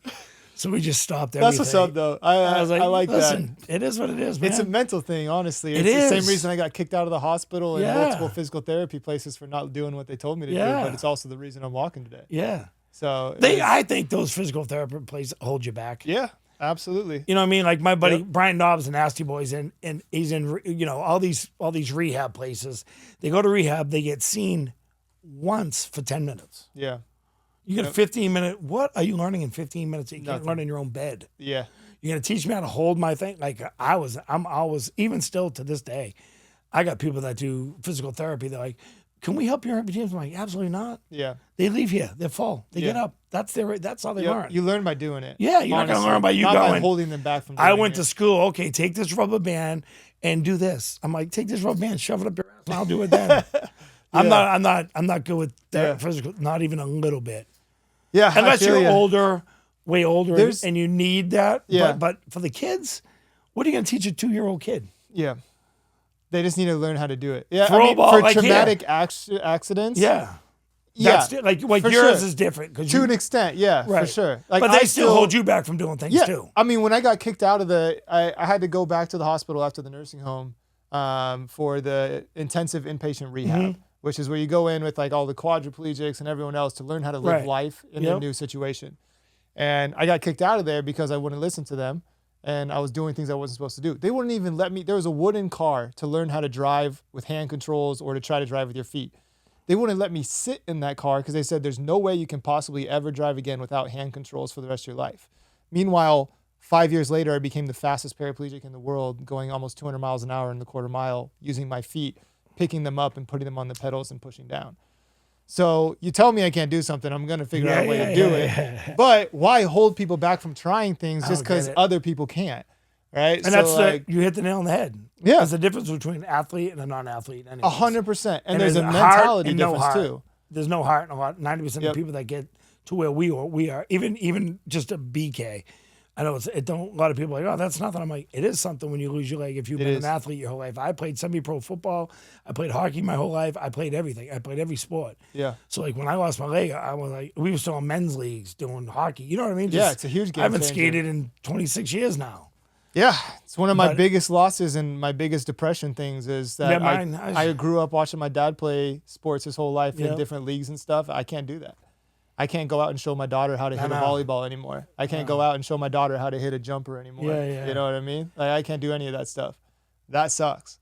Yeah. That sucks. It's still going to be a mind. It's still going to screw with your mind. Oh, yeah. It sucks. Yeah. But it also pushes you to do other things. Yeah. That's the thing. So Just you be can't. the best dad you can. That's all you got to do. Yeah. You find different ways She don't to give do a shit it. if you can walk or crawl. Dude, my wife said something that changed my life that I never really like registered in my head until she said it for some reason. But it was, I didn't go out and do things with them a lot of the times because I didn't want to go out in the wheelchair. Yeah. I felt judged, especially at my age and everything. Like I hated going out in public in my wheelchair. And so one day she told me, she was like, Ava and I, we're not gonna remember the times that. Or I'm sorry, we won't remember if you were walking or in the wheelchair at the times we go out and do things together. But we will remember the times that we didn't even go out and do things because you didn't want to go. Wow. Right? And so solid. That made you feel like shit. Oh my gosh, dude! I know you feel like it still hurts. Like, wow, that's a selfish thing, bro. It still hurts. It is. Wow. It's so selfish, but it's such a mental thing, right? Of just like you got a good sometimes wife, putting then, your pride aside. That's a good wife, bro. Yeah, she's a great wife, man, and that helped me to the place now where, I'm so happy to go out and do things with them. Yeah, and I'm happy to the push memories. myself, and That's all you got is memories, bro. Yep. It's like I was thinking the other day, like it was funny. I'm sitting there, you know, like, because of Hogan when he died, dude, it killed me. Yeah, like, man, I didn't even realize how much I missed him. You know what I mean? I still talk to his wife, Sky. I still talk to Nick. You know, I just hired actually his stepson, Sky's son. I just hired him. He's working for me. That's cool. So I sent him a video the other day. He's jackhammering the floor. I'm like, you said don't be easy on this kid, right? She's like, hell yeah, I love it. That's awesome. So like I listen to, like I have probably like 25, 30 voicemails from him. And I just picked one. I was having a bad day. Like, we still have bad days, you know? Absolutely. So I listened to it, and he's like, Chambo, you're my hero, brother. That's a lot of miles to be walking, bro. And then he made me promise on the video, he promised me you ain't doing that no more, because I ended up in the hospital twice after doing the marathon. Okay. I did 2 years in a row. The last 2 years I did it, but ended up in the hospital twice. Once I had rhabdo, I almost died. Holy cow. My kidneys and liver, everything was shutting down. And then the last one, I had a hole in my foot until I got stem cell from here. That's what's up. You know, and it healed in 10 days. Crazy. I had a hole. I'm a diabetic. I had a hole in my foot. I didn't feel it. That's crazy. I had a hole in my foot. Roger looks like, oh, shit, you're going to get amputated. So I went to the hospital. I was in the hospital for 10 days, and they gave me all these antibiotics and didn't heal. Okay. So the doctor's like, well, you got to go. You got to see. I came here, and they looked at it and goes, did the exosomes? They brought me they did topical. Oh, okay. And then I went to my foot doctor, the podiatrist, and the lady was like, do you want to try some stem cell? Same thing. And she's like, I go, yeah, how much is it? She told me. I'm like, hell yeah, it was cheap. She gave it to me like $500. I don't know what the hell I took. I don't know if it was real or not, but she shot it in my foot. She shot it in my foot like 4 or 5 times, right? Around the thing. Yeah. She goes, I'm leaving for 10 days. Leave this bandage on it for 10 days. We'll see when I get back. Get back, it was clear as hell. That's crazy. Stem cells are incredible. Dude, I tell people, like, you don't get it until you get it. Like, I like, when I first heard about it, you know, you always hear like these horror stories. And what horror stories of stem cells? No, never horror stories, but people that just don't know science or whatever. Yeah, yep. And they're all like, oh, well, this is going to do this is going to do that. I'm like, no, I don't think so, bro. Oh, it's funny. I've had people mention about like, oh, stem cells have no research. They don't actually help this or that. And I'll tell them like, well, I'm actually walking after 7 years in a wheelchair because of stem cells. And it happened in 3 months. And they're always like, what? So stem cells work? Woo! 10 days. Holy cow, dude. 10 days. That's crazy. 10 days. 10 days. Yeah, that's pretty insane. That's what I said. I left it in there. Then wait. No, it's a deep hole. It's went all the way to the bone. Oh my god. But you could see, like, I wore a boot. I did everything I said. I wore a boot. Stan made me some, like, a round thing that went around that, so there was no pressure on that. It was like a pad. Yeah. So I wasn't putting no pressure around it. And I walked on that thing for 10 days. I worked on a boot, and she came home, and she goes, holy shit. This is my doctor. She goes, holy shit. I go, what? Is it all right? She goes, it's healed. I'm like, oh, listen, lady, shut up, man. You're on drugs. Yeah. She goes, give me your phone. Takes a picture. I was like, holy shit. It's healed. 10 days. That's crazy. That's just another reason why stem cells should be used for like everything here in the 100%. US. You think of all the amputations from diabetics, they'd stop. Yeah. They'd stop. Well, yeah. But I mean, so you got many different things. But they have to change your lifestyle too. You can't just go 100%. You can't go get stem cell and then eat a box of freaking jelly donuts. Yeah, that's where. Even though I'm a diabetic, I want my jelly donuts. Bro. Yeah, but you also working your butt off every day in construction, I work out. and you do a bunch of other stuff. And look at you. Yeah, it's all you're in the gym every day. You came here early today to hit the gym. I didn't even get to lift. I ended up going to see Roger in the back. I didn't know he was back yet. Oh, Roger's here? Yeah. Oh, I gotta go say hi. Okay. I ended up laying on the couch watching TV with him. Just hanging out. 2 fat guys hanging out. Just kidding, Roger's not fat. Roger is fat, but he knows he is. I love Roger. Roger's such a different guy. Dude, there's no prosthetic company in the world like this one. There isn't. I mean, we say it every single podcast. There's nowhere in the world where you're gonna get treated like you know what's funny is I took there's a wrestler that his kid's got autism. MS. Oh, okay. And he can't walk good. Yeah. So I'm going to take him here. I was supposed to meet him last week. I was here and he didn't show up. He forgot. But when you come here and everybody says you walk down the hallway and then you turn left. And as soon as you turn left, you're going, oh! It's crazy because every single person says the same story to the camera. It's just you turn left. Yeah. And then you go back here. And then you go in the back and you see everybody busting their ass. You know what I mean? Well, 85% of them busting their ass. Yeah. And then I always joke, like, and you come in, bro, it's just family, man. It really is. Like, Stephanie, all the girls at the front desk are great. Stephanie's, I love, man, that's one woman I don't get mad at. Like, she gets mad. Yeah. She scares me still. I ain't going to tell her that, but she still scares me. She's incredible. She gets mad at me and Stan so much because we always like, oh, we can get that done. Don't worry, Stan. Because if the girls say no, they were too busy, I call Stan. Okay. Stan, I met somebody I'm like, because it's somebody I just met. I want to help him. Yeah. I'm like, listen, Stan, I just met this guy at the airport. His leg sucks so bad. He's walking. He's a new dad. He's got to help. He goes, Stan never bring says him in. no. Yeah. Bring him in. I'm like, should I call the girls? No. We'll squeeze him in. Then I come in. Everybody's Roger's pissed at me. Yeah. All the people in the back are pissed at me. We don't got time. I'm like, I don't give a fuck. I go to the boss. Yeah. He writes your check. Yes. Well, Stephanie writes the checks, actually. True. Stephanie does everything. Yeah, that's for real. So that's why I try to, like, I'll be like, Steph, please. And she'll be like, oh, Steve.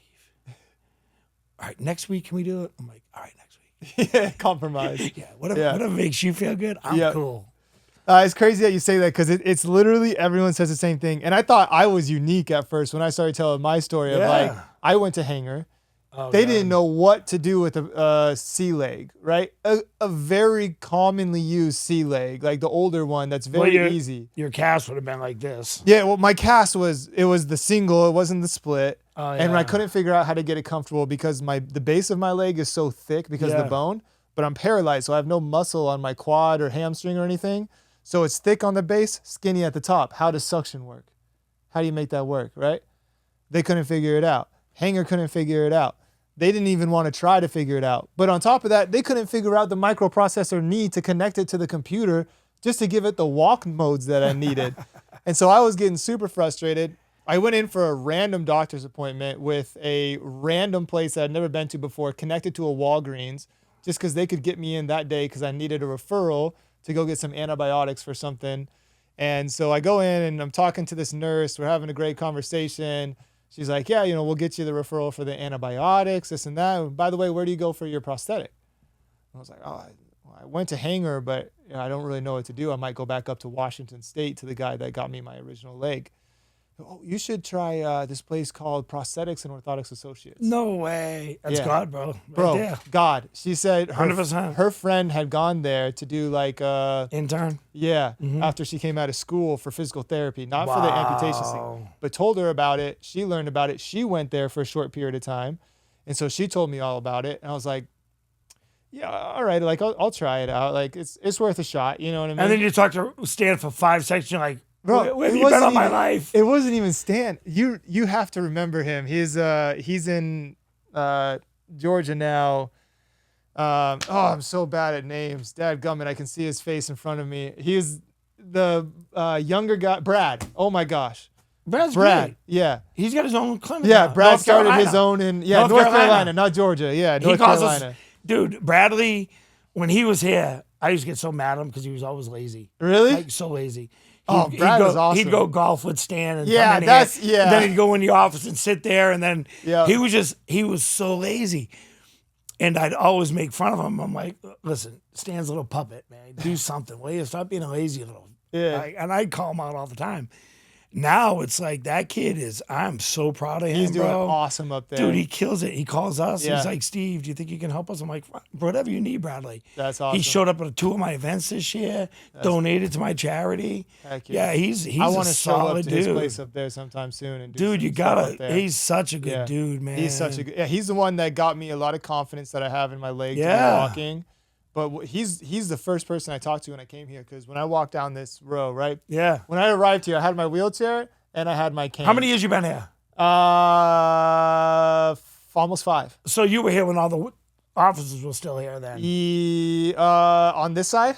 On that side, where the running thing is now? No, they had actually just changed it. Okay. Yeah, so because it was 5 years, yeah. Holy shit. Time flies. Yeah, because they told me about that. Yeah. They changed it for the training section and stuff for the sprint. Yeah. Because Stan had a vision years when he first started this was an open concept. Yeah, that's what I walked into. So I came down. Well, I was gonna take my wheelchair because at this time I was still in the wheelchair pretty much full time. But I decided I was gonna work my ass off and I was gonna walk down here and I was gonna walk into this place because this is like, all right, if I'm coming to a new prosthetics facility, like I want to impress everyone else. I'm assuming in my head, like every other facility I've been to, everyone else is going to be in wheelchairs. Even in your shit ass hanger leg. Yeah, I thought everyone was going to be in wheelchairs like me. So I walk in thinking I'm some badass, walking through this thing, looking at the people on the walls, already thinking like, holy cow. Like, what? Oh, it's Michael Jordan. What the heck? And then you see April, you know what I mean? Yeah. Like, oh, she's a gold medalist. Yep. What? Come around the corner.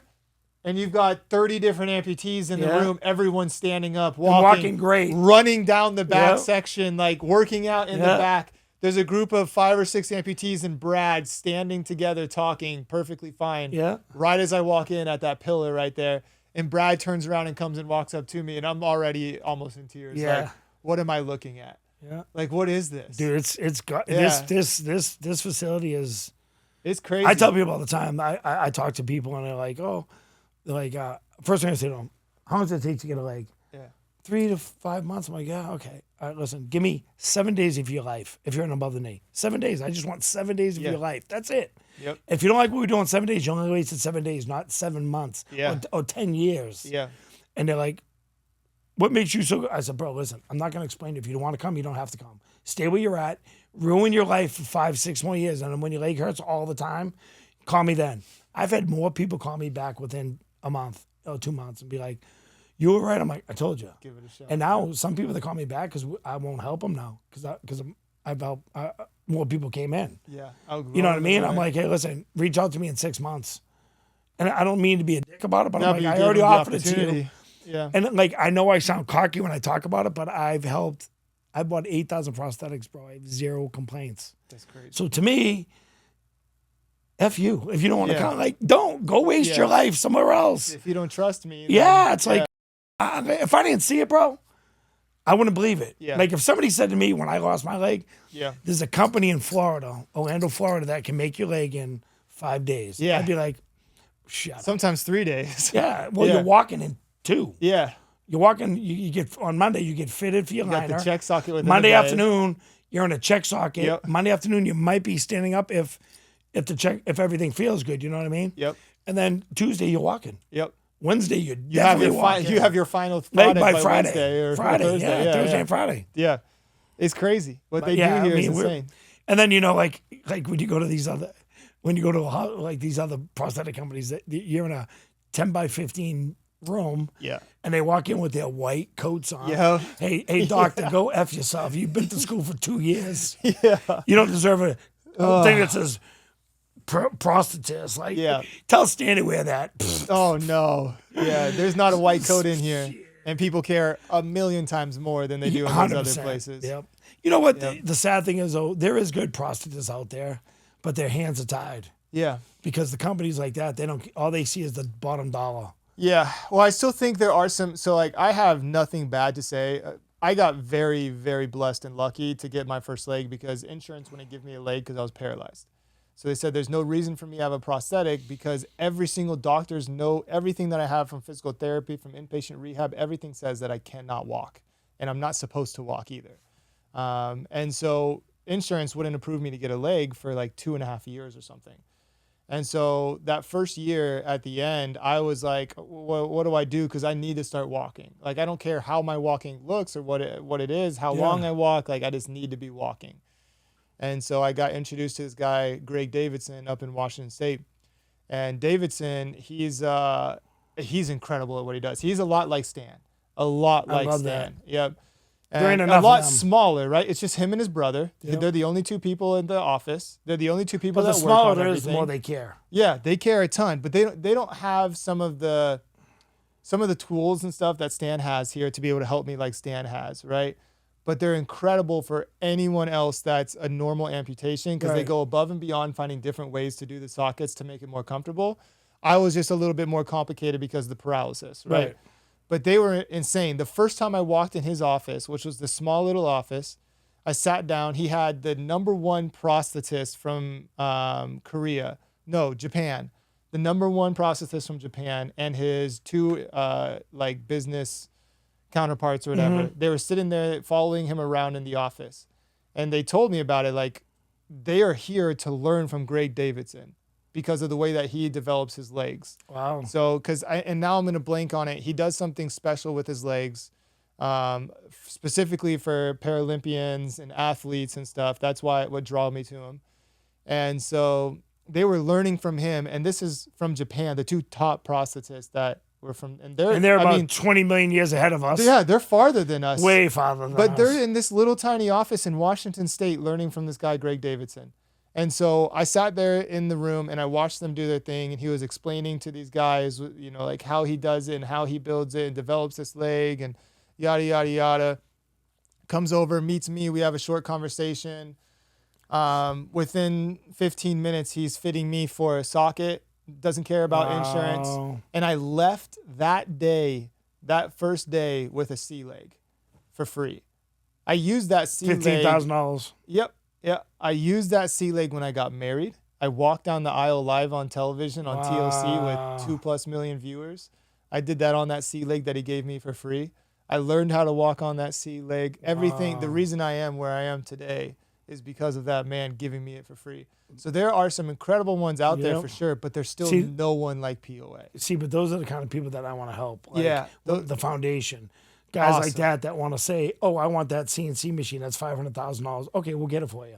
You know what I mean? That's what. Well, that's I'd love to link you up with Greg Davidson. That's what we. But that's what we want to do. Be able to help people that do it the way Stan does it, or the way they do it. That's just as good. You know, because I tell people all the time, I'm not saying Stan's God, but he's close to caring. Nobody cares as much as that man does for the amputees and his patients. Nobody.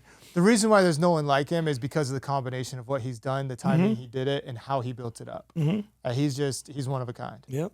One of a kind. And the best thing is, like, if somebody walked in here and they had a better system than Stan, and they explained it to Stan and Stan got it, he changes the way he does exactly. things. He would change. That's why I tell people all the time. He's like, listen, he's not arrogant. Yep. He knows he's good, but he's not the guy that's going to be like, oh no, that won't work for us. Exactly. Stan will be like, well, it's $5 million. Stan will be like, all right, well, I'll buy it. Yeah. Like, that's Stan. That's what I love about Stan. It's like, that's why we have the top of the line equipment everywhere through here, all the way down to the cryo chamber and everything in the back. Hulk Hogan gave us that.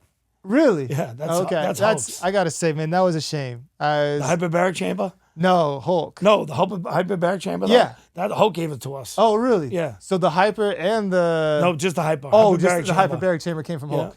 That's awesome. He bought another one. We put it in his little house, and the bottom 2 inches of that thing got wet. Oh yeah. And Hulk goes, "Chamber, you want that?" I'm like, "What?" That's why my hyperbaric chamber. I'm like, "It didn't get wet, bro. We'll clean it off." He goes, "I don't want that thing in my big house." I go, "Whatever, bro." I call Stan. I go, "Hey, Stan, what do you think it is?" Stan goes, "I'll buy it." I goes, "No, you don't want no money for it." That's crazy. Stan goes, "I'll take it." So, Brian, Chris rebuilt it. Yeah, he didn't have to rebuild it, but he just didn't refurbished it. Yeah. That's he got that thing. That's that's $35,000. Yeah. Stan and I were talking a couple weeks before Hulk passed, and he was talking to me, and he was like, "You need to have Steve come, and you need to have Hulk either do a special guest over video, or something like that, and talk about his experience with 50 legs." He would have in a second. That's what Stan said too. He loved me so much because I never asked for nothing. That's awesome. Like everybody else is like, "Hey, you've known Hulk." Yeah, since I started wrestling. Okay, that's what I thought. Yeah. So he was like, you know, like he'd call me and be like, "Chambo, what's up, bro?" He goes, "We do anything for your charity lately?" I'm like, "No, I don't. You've been busy." So he's like, "No, that's my charity." So his family started a foundation, and Sky called me. What's he been gone for? 2 weeks now, 3 weeks maybe. She called me last week or 2 weeks ago. Nick called me like a couple days after the funeral and said, "Hey, you know, Dad loved your charity more than any other one. So we're gonna with the Hogan Foundation, we're gonna raise money for you. Try to raise you a couple million a year and just do cool stuff." So I'm like, "That's awesome." Yeah, that's so it's cool, you know. Yeah. I'd rather have him here, but you know, it's of course, it is. It's life. Yeah, wave. Man, that was the real Superman. You know what I mean? I was like, it's the real Hogan, Superman died. Like everybody knows Hulk when he was Hogan. in the hospital, and you know, I talked to him every day. I check on every day. Yeah, he was in the hospital for a while, and then he got out, went home, got sick again, got rushed to the hospital, was in the hospital, came back home, and then he died at home, thank God. And then he went to the hospital, you know, but at least he died at home in his bed where he wanted to. Yeah, that's... Yeah. But yeah, it was unexpected because he kicked out twice. We're like, oh, he's just getting everybody nervous, and he's gonna kick out, and he kicked out, and then he was home. Nick was with him, and he was joking, and then boom. Wow. It's crazy. Sucks. Yeah, that does suck, man. Yeah. And then my dog died the next week. Oh, I the saw next that on Thursday, Facebook. bro. I was like, yeah. all right, God, let's chill out, man. Yeah. You took Ozzy. I was cool with that because he should have been dead 50 years ago. I don't disagree with that. Yeah. I don't think God took him. I think someone else took him. He's with the devil for that's for sure. That's for sure. But Hogan was a Christian? Oh, yeah. Good. Oh, yeah. Oh, he knows where he is, bro. That's He good. was good with his everyone faith. knows where he is. He was real good with his faith. Like, Thank dude, God for before that. he got baptized at my church. Oh, that's awesome. And he got married the same week. He got baptized and he got married. That's Him and his sick. wife got baptized Together, and they got married. Yep, they That's got awesome. married, and then they got married, and yeah, he's listen, bro. The only thing I'm so grateful for, he's no pain no more. Yeah. His place. faith was so strong, so I know he's up there. He's up there with all the old wrestlers shooting the shit. Yep. Waiting for you. Yeah. Oh, Yep. I hope not. Just don't wait for me that long. Oh, it's bro. going to be a blink of an eye for them. It's going to be a blink of an eye It's for just them. crazy though. You know, your life is just life's quick, Yeah. man. It happens fast. That's why I hate seeing people waste their time at other prosthetic companies and not know. You know what? 90% of it is though not knowing. Yep. That's the problem, is when you don't know any better. And then these doctors telling people where to go. It's like, dude, you got both legs. Shut up. Yep.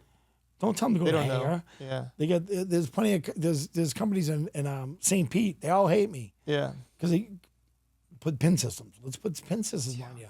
This is the best. It's the easiest, simplest thing. No, it's the easiest for you guys to build. That's what I mean. That's why they do it. That's it. Yeah. Yeah. Hey, we're gonna give you off the shelf. Look at our stuff. We don't have nothing Yeah, off the there's shelf. not a single pin system Nope. up on there. I guarantee.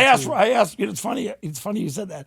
I came in the other day, and one of my the guy that's started my foundation with me was here. He wanted to see the place, before Okay. he invests and gets involved. Of course. Yeah. He comes in and he goes, "This place is awesome." Then he heard somebody talking about a pin system. I said, "Hold on, let me go get you one." I come in and say, "H, any pin system things here?" He's like, yeah, there's some older people that have to have them, and they." Some of the hip So he's ones. looking for them. He's like, couldn't find none. I go, I love That's that. a beautiful thing. That's man. awesome. You go to any prosthetic, go to any hanger in the world. Oh, that's all Hey, can I they're have a pulling pin off the system? shelf. Which one you want? Medium, large, or small? Exactly. Nothing's custom. No, made if like you go here. into the back and look at the shelves too Oh, of all the dude, sockets it's and just everything. stupid, bro. It's just, yeah. I laugh. Like, and then they're like the guys. I got more arguments with people that say, "Oh, I got a custom liner too." I'm like, "You got a custom? No way. At hanger? Let me see." Yeah. And so what they call custom is it's too long, so they get $1,500 to cut it, custom it. That's a custom liner. That's crazy. So stupid. That's one thing that the Davidson guy did in Washington, different Yeah. than Hanger and anywhere else I've been to. Very similar to what they do here, but he Yeah. had to send it out to a company to do it. Is he would get the custom liners that fill Yeah. out with the extra space Yep. for like where you Yep. need it and stuff. I feel like no one does that, and Hanger definitely doesn't do it. I mean, I feel, It's too much money though. That's you know what it is though. They're the biggest company in the they world. make enough money. They're the biggest company in the world. When I go to here's the shitty situation though. Every time I've been to go talk to a person in the hospital or a grandparent, like they're like, I had so many people call me like, dude, I've been in the hospital hundreds of times and go to meet families and people. They're like, well, my grandmother just got this prosthetic. It's been sitting in the closet for 6 months. Yep. We're looking to sell it, and I grab it, and it's 30 pounds. And they got an X3 on it or something. So they're really screwing you know what I mean? Instead of putting like the $10,000-$15,000 microprocessor, they got the X3 on them where it's 100,000, Yeah. Whatever. Like, that's the shit I hate. They just abuse the insurance Yeah. companies, Yeah. There's a lot of that too. Yeah. But And there's a it lot, man, hurts listen, the I people, get unfortunately. what they charge on a lot of things, Yeah. but, their office visits, like they come to 5 office visits to look at their leg. You come here once and you're getting fitted. You're already Like, getting done. Stan's Yep. like, let's go. Exactly. You're ready. Well, and it seems like the first time you come here, they know exactly what they need to do differently to make it 100%. right. Yeah. Yeah, that's the it's crazy. this is the craziest thing to me. I know, I love The it. split. Everybody loves Oh, it. it's insane. All the runners, he made the running blades like that now and everything. Yeah. So they can fire their quads. Yep. Oh, it's insane, dude. And it tears up all of my pants and shorts. I will buy so many more pairs of pants and shorts instead of changing this. It's so comfortable. It's so much better for walking. It's such a unique idea to do it this way and give your leg, room to do its thing and everything. So they have that. Awesome. So have you seen that? Whoever makes this prosthetic, what is it called? You go in there and they put it on you right away. It's like, and they show people walking. What it's called? I don't know what the hell it's called. It's like a ready-made prosthetic, like a sleeve. A liner. Okay. It's ready-made. Haven't seen that. No, your socket. It's ready-made socket. So they just put it on and you walk on it, right? And I challenged the guy. He's like, you could do anything, run, jump. I said, listen, I wrestled with WWE. I said, I want that leg. You're telling me I can do anything in the world. You're advertising this. Mm-hmm. I said, let me go hit the ropes and run and get slammed, get picked up, jump off the ropes and see if it lasts. Because everybody I see walk with this stupid thing walks so gentle instead of trying to walk like we would walk. Normal. Yeah, like normal walk. They're doing this like little baby step, like walk. I'm like, it's such a fake advertisement. I go, I right on his website, I go, bro, I'm challenging you. Yeah. My leg against your leg. See who make me a leg, and if I can do everything I do, I'm a firm believer in that shit. Yeah.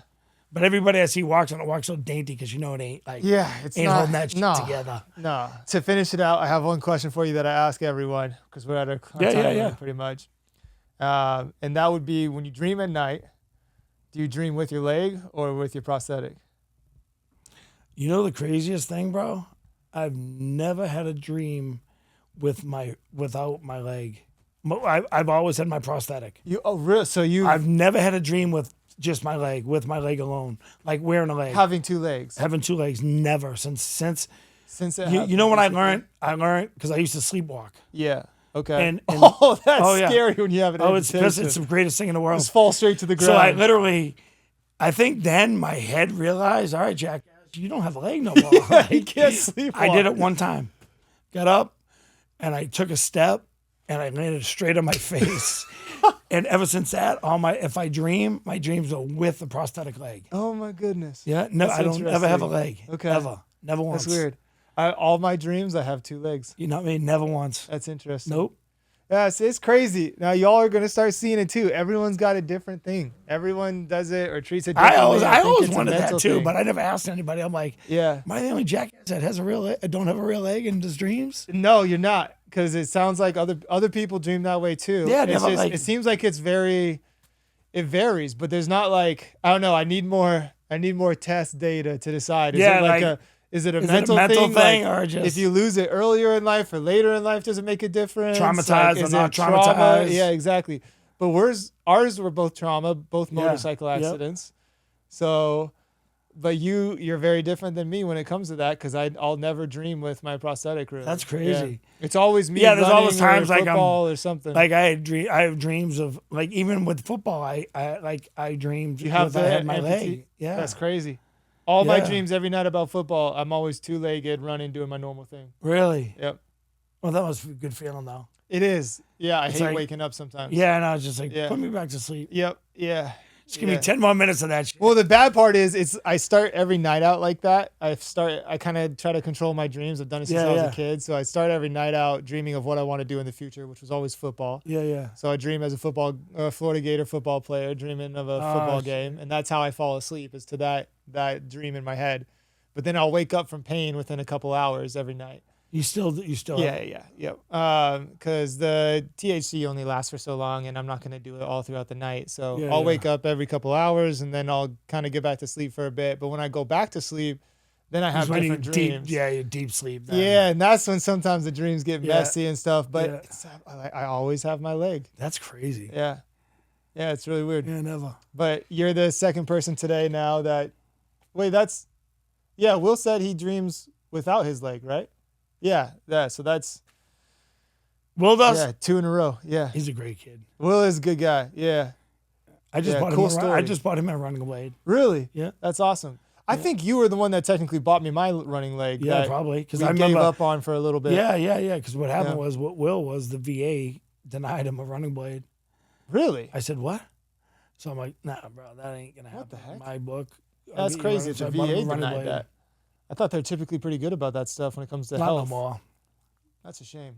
No. Yeah, Like that's why like me, like I buy 2 legs for all my kids. Okay. Every kid gets 2 legs. Awesome. Every kid gets a running blade. Yeah, running blade every and kid. walking. Every kid. That's awesome. Every kid. That's how it should be. They should be running. Yep. Getting that You want to energy play with out. little Johnny? Go. Yeah. All my kids. That's There's awesome. not one kid that I don't get 2 legs for.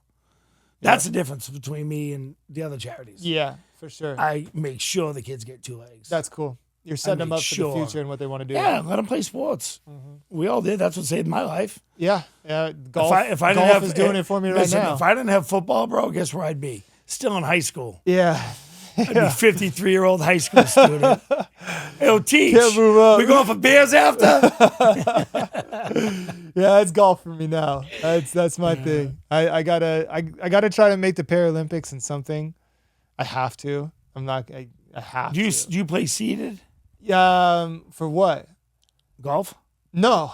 Well, so technically I have the seated cart, but I refuse to hit seated. So I stand up and I play standing up. But do you? So where would you be I'm ranked? still in the seated handicap or the seated class. Even though you can hit the ball standing. Yeah, because I'll stand myself up, take a step off, and hit. But when I golf regularly, I just go in a cart and I just pull up next to the ball, get out, walk to it, and hit. It's not Really? easy, and it hurts like a.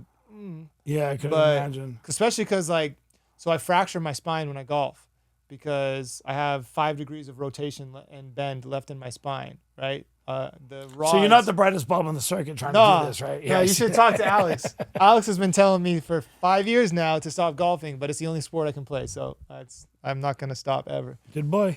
And I'm better than 90% of golfers in the world right now, playing from the same tee boxes as them with my paralysis, leg, and spine combined together. I'm an 8 handicap.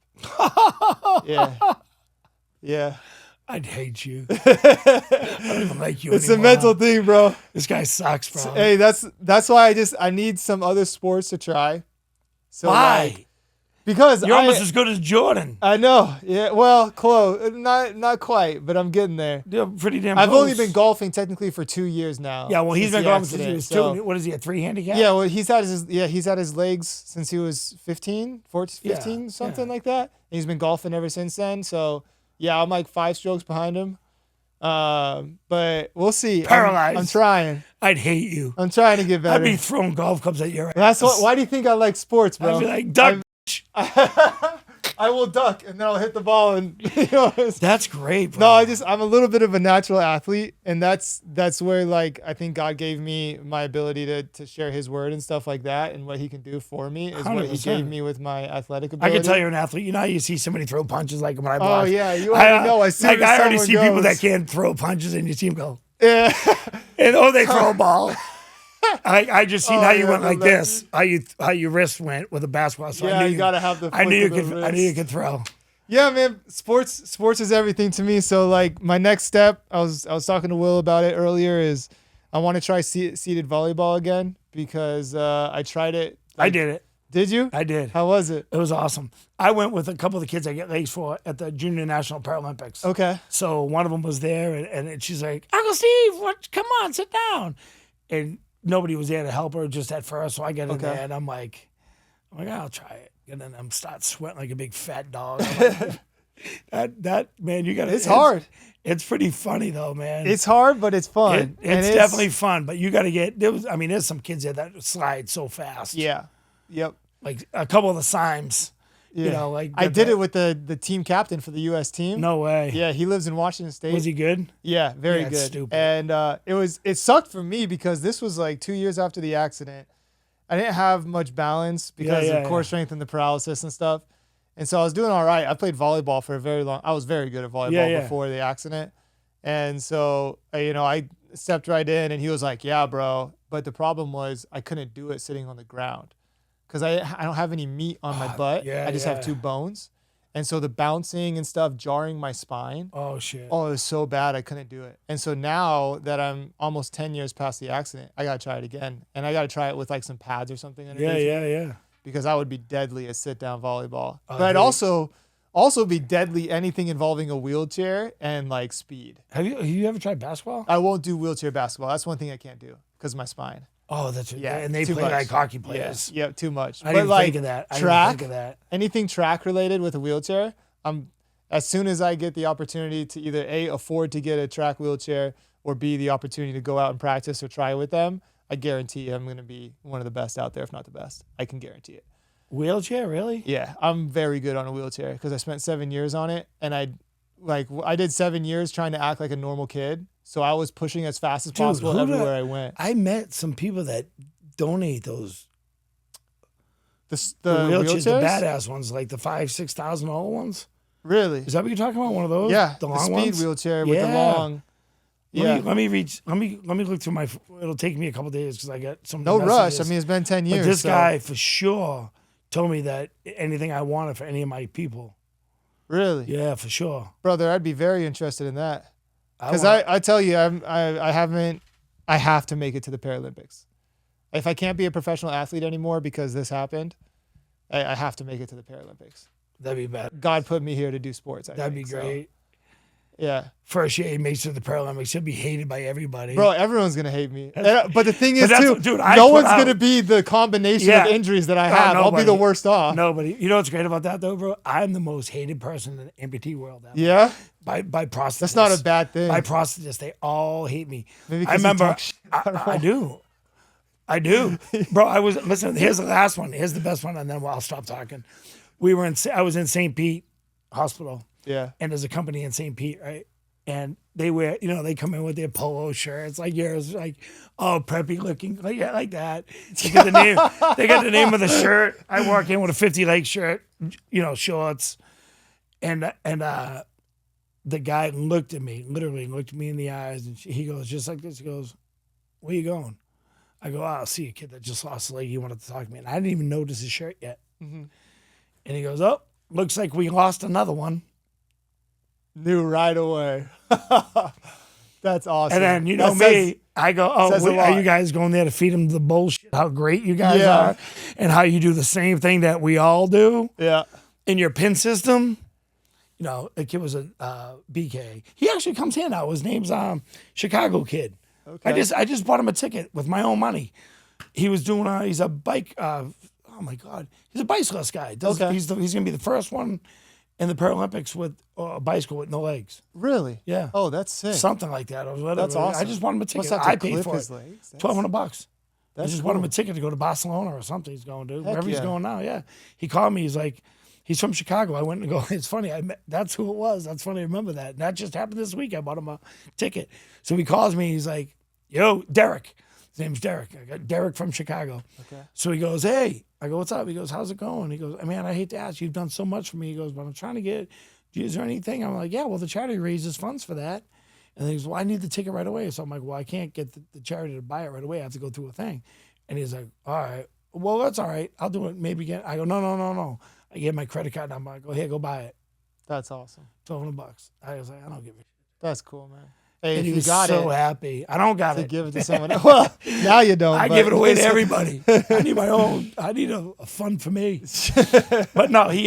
So I bought it for him, and he's such a grateful kid. I was like, awesome. Hey, will you send me some 50 leg shirts? I said, bro, this is about you. This ain't about the charity. You know what I mean? Like, I don't like that. Like, there's a couple. That's cool. Different charities that put their names on their running blades as they give to the kids. I'm like, it ain't about us, bro. It's about the kids. About the kids. That's even more respect to you. Listen, what do you put 50 leg sticker on your leg? Well, you ain't getting one. Who the hell says that? Yeah. Like Christ. A sponsorship. Yeah, it's like I sponsor their legs. I said, no, bro, you changed their life. Yeah. Be grateful you did that. You don't need your name all over the place. And man, that's well said. What a mentality right too, though. No, it's right. It's just not many people think that way. They ask me for shirts. I give them to them. I don't say, hey, go take a picture of, you.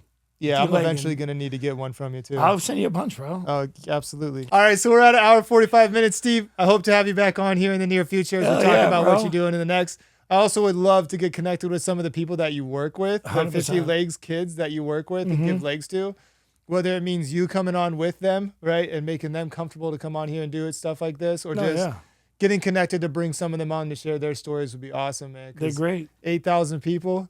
You've changed a lot of lives. 8,000 prosthetics. 8,000 prosthetics. You've changed a lot of lives.